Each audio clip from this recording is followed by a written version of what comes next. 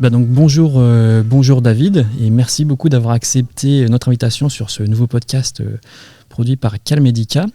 Et donc comme d'habitude, on va pas on va pas changer grandement les choses. Est-ce que tu peux te présenter à nos auditeurs, nous dire qui tu es, quel est ton parcours, ce que tu as fait avant d'en arriver là, et même ce que tu fais aujourd'hui?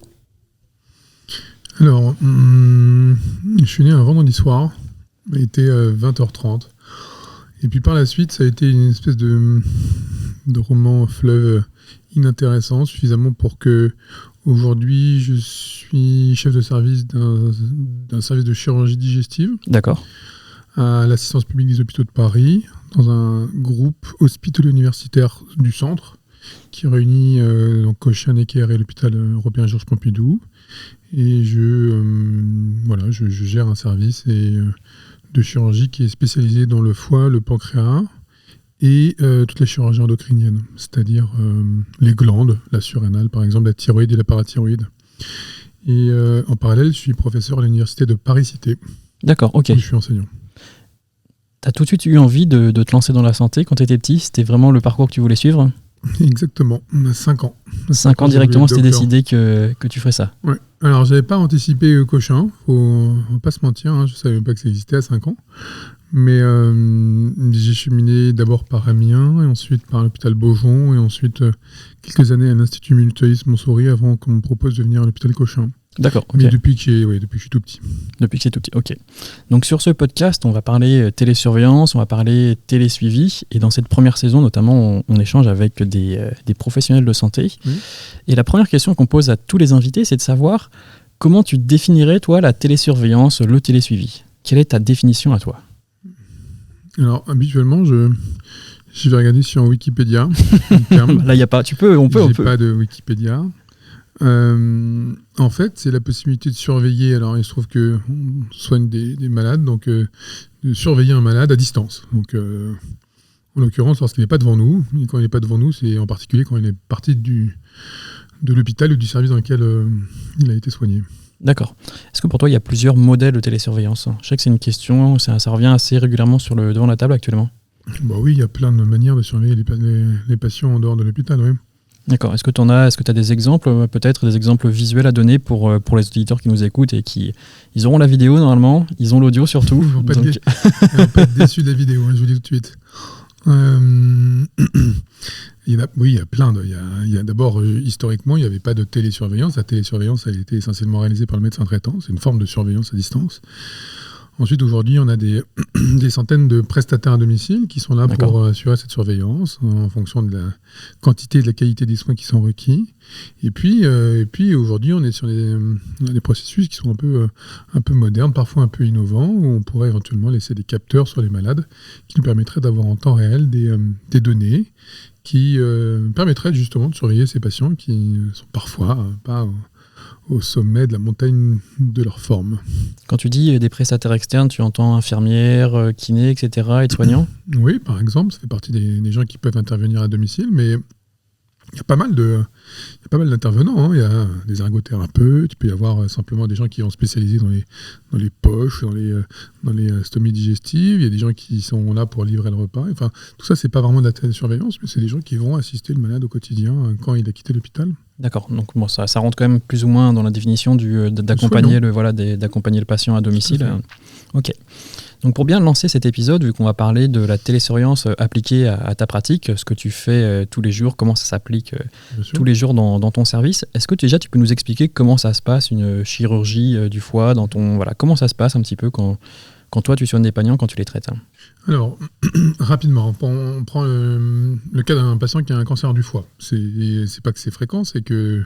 Bon, d'ailleurs, c'est pas si rare que ça. Il y a le cancer du pancréas qui ressemble aussi un peu à ça. En pratique, ce sont des pathologies qui vont nécessiter d'être vues par un chirurgien, mais pas uniquement un chirurgien. Il y a des radiologues, des gastroentérologues, des endoscopistes, donc des différents corps de métier qui vont finalement statuer sur une stratégie. Cette stratégie, elle va être définie au cours de réunions qui sont totalement spécialisées et qui vont définir finalement quel est le traitement qu'on va proposer aux patients. Il y a un moment ou un autre, dans la mesure du possible, en tout cas pour le patient, ce patient va voir le chirurgien. D'accord. Il voit le chirurgien en consultation et on va proposer parfois un complément d'exploration. On va peut-être faire une IRM supplémentaire, un PET scan ou un scanner, des examens qui vont peut-être permettre d'affiner un peu le diagnostic. Et puis ensuite, on va lui proposer, on a déterminé qu'il y avait une chirurgie derrière tout ça. Et donc, on va proposer un parcours. Un parcours de soins qui va commencer avant l'opération, qui va commencer à la consultation avec des explorations parfois qui ne sont pas liées à la maladie, mais liées finalement au patient lui-même. Autrement dit, s'il n'a jamais vu de cardiologue de sa vie, ou s'il a fumé pendant 50 ans et qu'il n'a jamais vu de médecin jusque-là, eh bien on va en profiter pour faire un bilan un peu de son état de santé. La deuxième chose, c'est que souvent, les pathologies cancéreuses sont responsables d'une perte de poids, on n'est pas super bien, et donc c'est aussi le moment pour refaire un peu le point sur l'état nutritionnel. Ça veut dire que on va faire un bilan sanguin, on va vérifier s'il n'y a pas une dénutrition, et on sait que si on perd 10% de son poids, on est dénutri, même si on faisait 250 kg à la base. D'accord, ok. Et donc, on va, sur ce parcours, finalement, faire une évaluation qu'on appelle cardio-respiratoire. On va vérifier comment vont les moteurs, le cœur et les poumons. On va faire une évaluation nutritionnelle. Donc, on a des diététiciennes qui seront là dans le service en permanence et qui vont pouvoir éventuellement assister le patient en lui disant combien vous avez perdu, faire ce qu'on appelle une impédance maîtrise, à vérifier les pourcentages de masse maigre, de masse grasse, et puis un peu plus précisément que ça, pour proposer une prise en charge préopératoire qui sera totalement adaptée au patient. D'accord. Ensuite, il y a une évaluation qui est psychologique et qui ne saute pas aux yeux à première vue, mais il y a des patients pour lesquels en fait, ces diagnostics sont souvent un gros traumatisme. Et alors quand ils voient le chirurgien, il y a souvent une petite... Une crainte. Hein. Ouais, il y a une crainte, mais c'est surtout un peu la suite de... souvent, ils ont eu un peu de traitement avant, ils ont déjà eu le diagnostic, mais toujours est-il que c'est source d'angoisse, d'anxiété, et puis effectivement d'une réelle peur de cette chirurgie. Alors souvent, nous, on leur dit, mais c'est super, on va pouvoir vous opérer. Dans la majorité des cas, on n'arrive pas à vous opérer, c'est une bonne nouvelle, mais... Ça les rassure pas trop. Ouais, ça les rassure 10 minutes, et puis ensuite, ils ont 150 000 questions qui... Les tarots, à juste titre, c'est, mais comment va être ma vie après ? Ouais. Est-ce que je m'oriente vers une guérison ? Est-ce que vous me parlez de rémission, mais ça veut dire quoi ? Je vais te surveiller toute ma vie, ça j'ai bien compris, mais quel rythme ?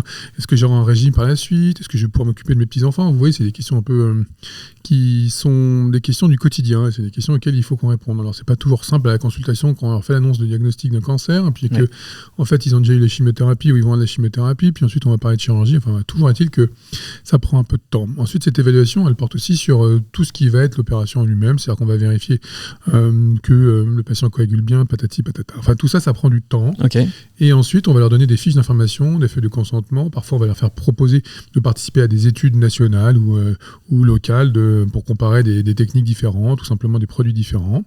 Et une fois qu'on aura fait tout ça, c'est ce qu'on va appeler ça, c'est pas nous qui appelons ça, ça s'appelle la préhabilitation. D'accord, ok. On en a parlé justement ce matin avec le professeur Anissa Belbachir, qui le connaissait, je crois. Oui, on travaille dans le même hôpital, on est vraiment à 2 bâtiments d'écart, et à Cochin, 2 bâtiments, c'est pas grand-chose. Okay. Donc la préhabilitation, ça consiste à faire en sorte que l'état général du patient, qui est globalement altéré, alors pour ce qui concerne l'orthopédie, c'est essentiellement des traumatismes, mais rarement des cancers, même si effectivement à Cochin ils ont une épidémie locale de cancer des os, mais en pratique nous c'est notre activité, 80% de notre activité ça reste du cancer, et donc en réalité le cancer va altérer l'état général. Autrement dit, les patients sont un peu moins bien à cause du cancer, et en fait l'idée de cette préhabilitation, c'est de faire en sorte qu'ils aillent un peu mieux avant l'opération pour que finalement les conséquences de l'opération en elle-même soient la moins lourde possible. Ok, très clair.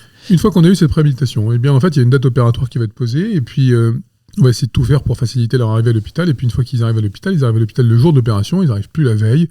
Il n'y a plus d'anxiolytique là pour descendre au bloc opératoire. D'ailleurs, ils vont plus en brancard complètement shootés, mais ils vont à pied, accompagnés par un aide-soignant du bloc opératoire qui va les accompagner, qui va les amener jusqu'au bloc opératoire, qui va leur expliquer très clairement comment ça se passe, et puis ils sont comme ça acteurs de leur propre opération. Ils n'arrivent pas au bloc opératoire en regardant le cialytique, ni les luminaires hyper agréables de l'hôpital, mais plutôt debout, dignement, avec une tenue, on ne voit pas l'arrêt de leurs fesses par exemple. Okay. Ça fait partie des choses essentielles qui font que le patient globalement il est plutôt satisfait quand il s'est fait opérer. tout ça, j'allais poser la question parce que du coup, donc là, il y a tout ce parcours-là. Et ensuite, mais comment tu inscris la télésurveillance, le télésuivi là-dedans? Comment tu c'est très bien. C'est qu'ensuite, il va falloir prévenir, il faut préparer la suite. C'est-à-dire que la suite, c'est la chirurgie. Cette chirurgie, elle est le moins agressive possible pour que globalement, le patient soit le plus rapidement sur pied, pour qu'il puisse rentrer chez lui à domicile le plus vite possible. Et donc voilà, la télésurveillance, elle va très rapidement après. C'est-à-dire que quand on a enlevé une tumeur du foie, alors le pancréas, c'est un peu différent parce que en fait, on a des durées d'hospitalisation qui sont bien plus longues dans le pancréas parce que le pancréas est un organe qui produit de l'acide. C'est un peu une usine à l'acide sulfurique. Et donc en réalité, on a toujours un peu peur que ça aille grignoter un peu ce qui est à l'intérieur du ventre en cachette quand les gens sont à la maison. Mais dans le foie, c'est un peu plus simple. Et donc en réalité, on va faire une opération la moins invasive possible pour retirer de manière la plus agressive possible la tumeur, mais pas le malade. Et ensuite, ils vont être sur pied dès le soir de l'opération. On va les mettre au fauteuil dès le jour de l'opération. On va leur donner à manger dès le soir de l'opération. On va les déperfuser dès le lendemain de l'opération. Ils n'auront plus de tuyaux dès le lendemain de l'opération. Et souvent, entre le J au 2e jour post-opératoire, en fait, on envisage la sortie. D'accord, ouais, c'est ce que tu me disais aussi en pré-appel, c'est que tu avais réussi à faire chuter la durée d'hospitalisation de 21 jours à 2-3 jours. Comment, toujours un petit peu la même question, comment la télésurveillance t'a aidé à servir cet objectif?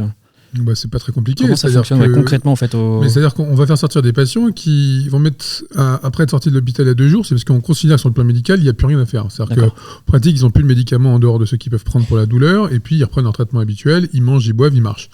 Et donc en réalité, il n'y a pas besoin d'occuper un lit à l'hôpital pour ça. Alors, parfois, effectivement, les patients sont un peu stressés, un peu angoissés, et ils se disent qu'ils seraient mieux accompagnés de quelqu'un qui pourrait les aider à porter à manger ou les aider à marcher. Alors il n'y a pas de problème, on peut essayer de mettre en place des structures. D'ailleurs, on travaille avec des prestataires qui vont justement essayer de faciliter tout ça, et ensuite il va falloir qu'on ait à disposition des informations pour savoir comment vont les patients. Donc ça c'est essentiel parce que on ne revoit pas les patients tous les jours après la sortie de l'hôpital. Il y a certains qui habitent à 300 km, et il y a certains qui habitent de l'autre côté de la rue, mais pour autant c'est pas toujours très simple. Donc en fait cette télésurveillance elle est parfaite, c'est-à-dire qu'elle va nous permettre, alors qu'on a fait une grosse préparation avant l'opération, on a fait une opération qui est certes agressive, mais la moins agressive possible pour le malade, et ensuite on a une réhabilitation qui est extrêmement optimisée de telle manière à ce que le patient ne reste pas à l'hôpital, parce que l'hôpital c'est super bien, mais globalement on ne dort pas très bien, on ne mange pas très bien, on n'est pas proche des siens, et puis c'est pas là où on se sent le mieux. Donc qu'est-ce que vous lui posez comme question au patient? Ensuite c'est quoi, je sais pas, est-ce que tu peux citer quel outil vous utilisez? Donc, je ne sais pas si vous utilisez Calmedica ou pas. Si, on utilise Calmedica, c'est-à-dire que les patients, en fait, on va lui expliquer. Alors ça, c'est des choses qu'on anticipe déjà avant. C'est-à-dire qu'avant l'opération, on lui dit qu'après l'opération, il sortira avec, effectivement, il sera sollicité par des SMS. C'est-à-dire que, en fait, dans le service, on va leur envoyer des messages pour leur dire est-ce que vous allez bien. Et puis s'ils vont bien, eh bien, ils répondent oui. Et puis s'ils vont pas très bien, ça va nous permettre nous d'identifier les problèmes. Autrement dit, s'ils ont de la fièvre, des douleurs, des écoulements. Et donc voilà, c'est des choses qui sont en plus d'une organisation qui existait avant Calmedica. C'est-à-dire qu'avant, les patients, on leur donnait un numéro de téléphone, ils pouvaient nous joindre 24 heures sur 24, et puis sinon, ils venaient aux urgences. Alors, c'est un peu brutal, et puis parfois, c'est inutile. C'est-à-dire que quand c'est juste un pansement qui se monte un peu, ça suffit. Et en tout cas, ça permet de cibler un peu les retours des patients, en tout cas, leur retour d'expérience à domicile. Tu me disais justement en pré-appel que le risque de la télésurveillance était de tout télésurveiller, de généraliser la télésurveillance, pas la généraliser, mais je veux dire de surveiller trop de choses, de surveiller trop de paramètres. Comment vous ciblez les informations dont vous avez besoin? Comment vous hiérarchisez entre guillemets cette information? C'est une très bonne question. C'est-à-dire qu'il y a une façon un peu globale de dire tous les patients qui ont été opérés méritent qu'on s'intéresse à eux à un moment, et si c'est par SMS, c'est pas très choquant. Ça, c'est une première manière de voir. C'est-à-dire qu'il faut peut-être pas hiérarchiser à un point où on considère que ça c'est bénin ou malin. Voilà, même si on se fait opérer d'une hernie inguinale dans le service, eh bien, souvent on a mal, on a même beaucoup plus mal qu'une chirurgie du foie, où on s'est probablement préalablement un peu préparé, et puis effectivement, une hernie, on a tendance à mettre un peu moins de morphine que sur une chirurgie du foie. C'est pas totalement logique, mais c'est un peu le cas. Donc, globalement, on peut dire que en fait, tous les malades devraient être surveillés correctement. Ensuite, il y a effectivement un certain nombre de malades qui vont nécessiter des surveillances un peu particulières. C'est-à-dire que typiquement, la chirurgie un peu lourde qu'on va faire de manière très minimale invasive, comme la chirurgie du foie, du pancréas, eh bien, c'est vrai qu'on a tendance à être un tout petit peu plus attentif. Vous posez plus de questions, des questions plus précises. Oui, exactement. Okay. Sur des complications qui sont spécifiques. En fait, c'est toujours la même chose qu'on apprend aux internes du service, et à quoi vous pensez que le patient est exposé et de quoi vous devez avoir peur. D'accord, ok. Et donc, quand le patient est sorti de l'hôpital, les problèmes ne sont pas toujours réglés, et donc il faut qu'on sache exactement à quoi s'attendre. Très très clair. Quel frein tu vois justement à la diffusion de la télésurveillance à l'hôpital? Parce que du coup, bon, toi, tu es quand même jeune et on sait qu'il y a quand même des personnes des fois qui peuvent être réfractaires à l'entrée de nouvelles technologies à l'hôpital. Est-ce que tu identifies ces freins? Est-ce qu'ils sont organisationnels, plutôt financiers, plutôt... voilà. Ils sont d'abord très multifactoriels, c'est-à-dire que ça dépend un peu de la culture. Ça dépend beaucoup de la culture. On a des chirurgiens dans le service qui ont une prise en charge qui est beaucoup plus à l'ancienne et donc qui ne sont pas totalement favorables à ça parce qu'ils préfèrent garder les malades sous la main. Ça leur permet d'être assurés aussi eux et puis les malades, de temps en temps, ça leur va bien. Hein, D'accord. Qu'on les garde 15 jours après une opération du côlon, ils sont rassurés.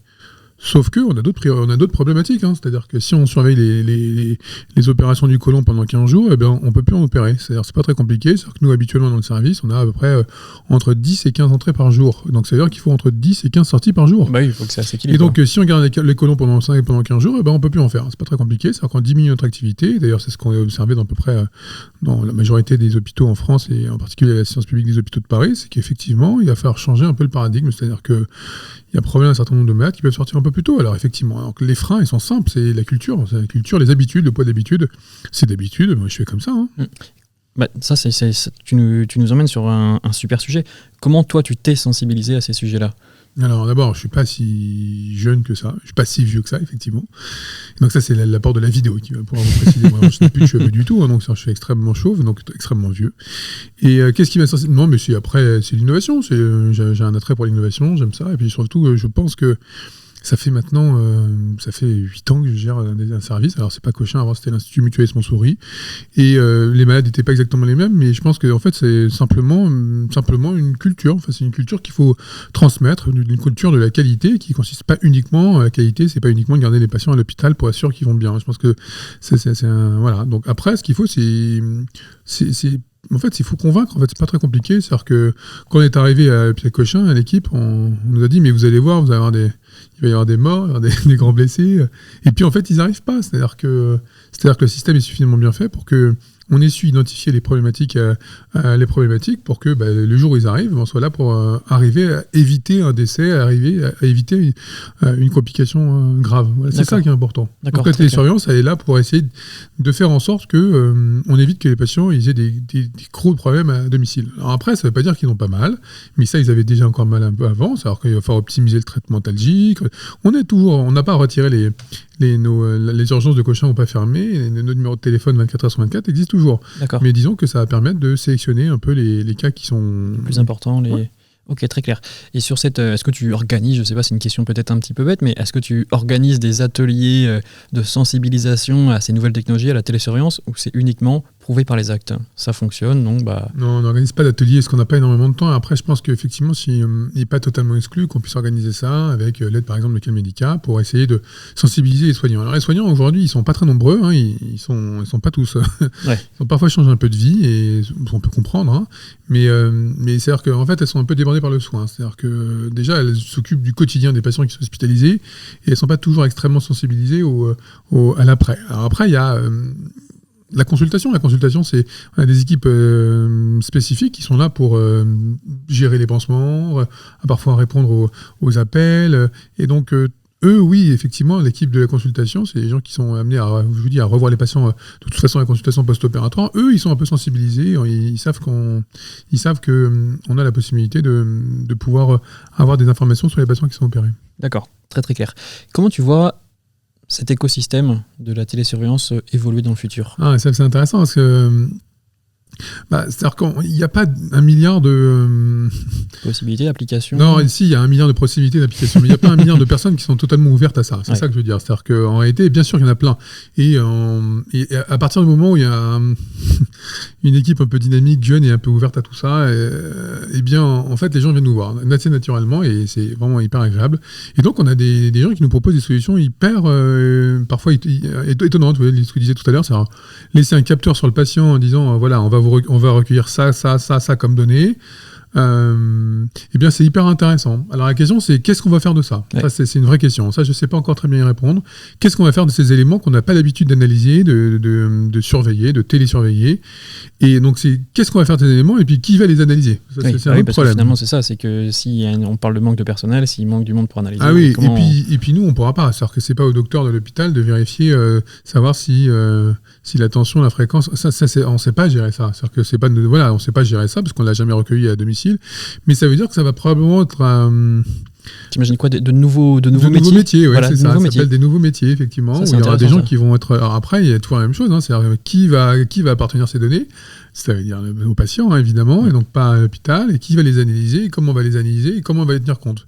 Parce qu'il est très probable qu'on améliore la qualité des soins comme ça. Sauf qu'on ne sait pas très bien encore... On ne sait pas encore très bien dans quelle mesure on va améliorer la qualité des soins. C'est sûr qu'en faisant de la préhabilitation et de la réhabilitation améliorée, les patients sont globalement mieux suivis. Ils sont mieux soignés. Alors, mieux soignés selon quels critères ? Je ne sais pas si, en termes de ressenti des patients, ils sont contents. Enfin, on a des retours qui sont hyper positifs et favorables. Mais en réalité, je ne sais pas très bien.